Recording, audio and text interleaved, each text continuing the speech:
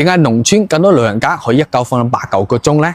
農村咁多老人家冇一個瞓得唔好嘅。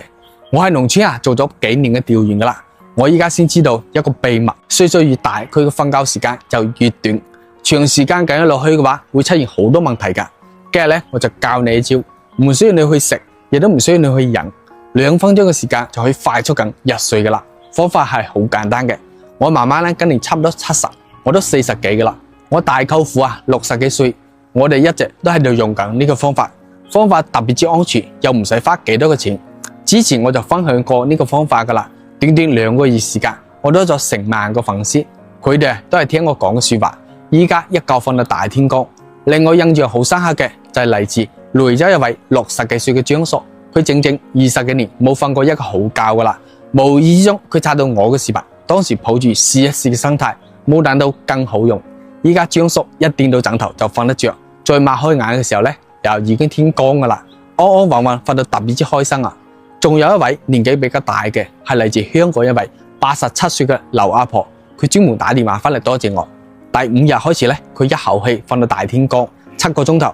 佢更多年以來咧，佢話佢其實已經試過好多方法，但係咧都唔係好理想。所以話今日你無論係為咗邊個都好啦，如果你錯過我呢個方法嘅話，真係特別之可惜啦。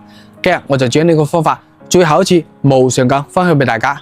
如果仲未知道具體點做嘅話，可以用你發財嘅小手點個免費嘅小愛心，順便分享俾你最關心嘅人，等佢哋可以同我哋一齊一覺瞓到大天光。方法咧其實好簡單嘅，你只需要同我一樣，就未一樣。香港大藥房出品嘅睡眠香膏，每晚臨瞓覺之前可以搽喺太陽穴、喺鼻下邊、喺耳後邊嘅位置都可以噶。每晚臨瞓之前你搽一次，再擘開眼咧已經係天光噶啦。如果你堅持一段時間，你就會發現你身邊嘅人都發現你變化好大噶啦，精神好飽滿，容光煥發緊。每日臨瞓之前用一次，相信你都可以同我哋一樣，一覺瞓到大天光係冇咩問題嘅。最後一定要同大家強調一次，你哋一定要認準一個香港大藥房出品嘅呢一款係8年嘅老品牌睡眠香膏。如果屋企冇嘅話，可以點個頭像，商品櫥窗入邊就有一款。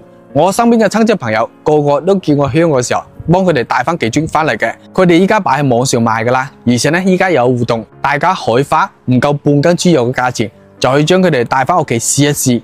新嘅一年，希望大家唔好再俾睡眠問題困擾噶啦，快啲行動起身啦！